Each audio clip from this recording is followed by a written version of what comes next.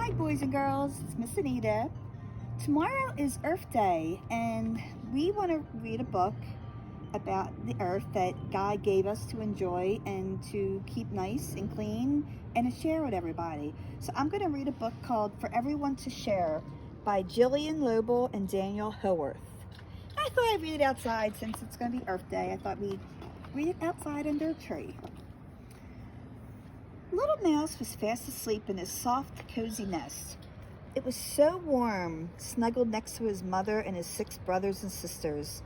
Suddenly, his nose tickled. "Achoo!" said Little Mouse.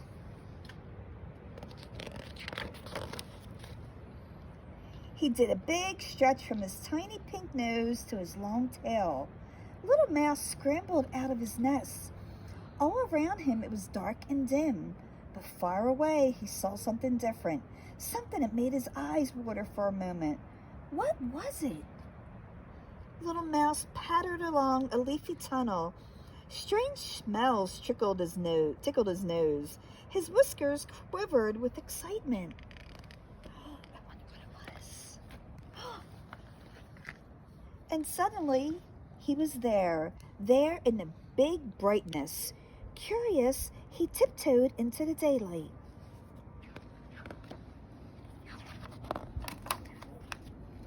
And he saw a tiny fat creature dressed in a fairy coat of black and gold.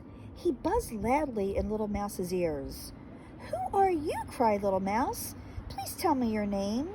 The fairy creature buzzed even louder. "I'm a bee, Little Mouse," and he flew away and landed on something yellow and shining. "Don't go," squeaked Little Mouse. "Please tell me what you're sitting on." You know what he's sitting on? "That is a flower, Little Mouse," buzzed the bee, and he climbed right into the heart of the flower to sip his breakfast. "Bee, flower," murmured Little Mouse. "What a wonderful place this is."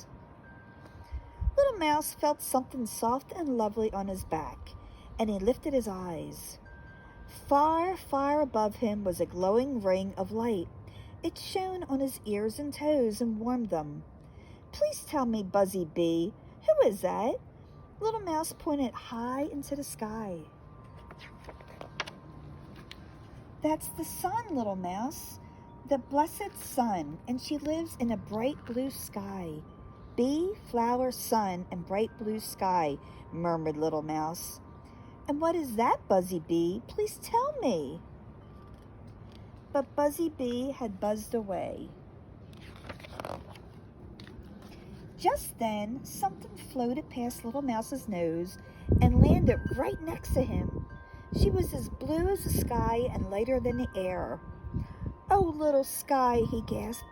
"Please tell me who you are." "I'm a butterfly, Little Mouse," she replied quietly, and a silvery laugh rippled over the flowers. She's beautiful. "Bee, flower, sun, sky, and butterfly," murmured Little Mouse. "How wonderful this place is." "And there's even more," said the butterfly. "Look." And she showed him the birds who filled the air with music. The whispering grasses, the starry daisies, and the dewdrops on a spider's web. "And now I must go," said the blue butterfly.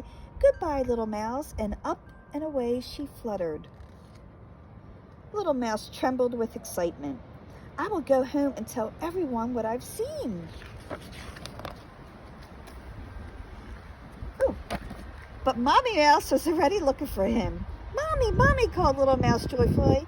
"I have seen so many things here on the big outside. A buzzy bee, a flower, the golden sun, the bright blue sky, a butterfly, and the birds in the air. Oh, so much." "What is this place, Mommy? Please tell me. I want to know." "Why, this is the world, Little Mouse, the beautiful world," and said his mother, laughing. And they trotted home together happily.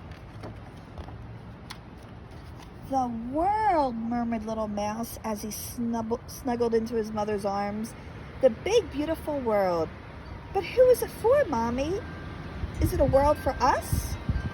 Yes, said his mother, smiling. It's a world for bees and butterflies, and flowers for birds and spiders, and grasses that sting, and it's a world for us too. It's a world for everyone to share. Then Little Mouse gave a deep and happy sigh, curled up into the sweet, warm nest with his 6 brothers and sisters, and he fell fast asleep. The end.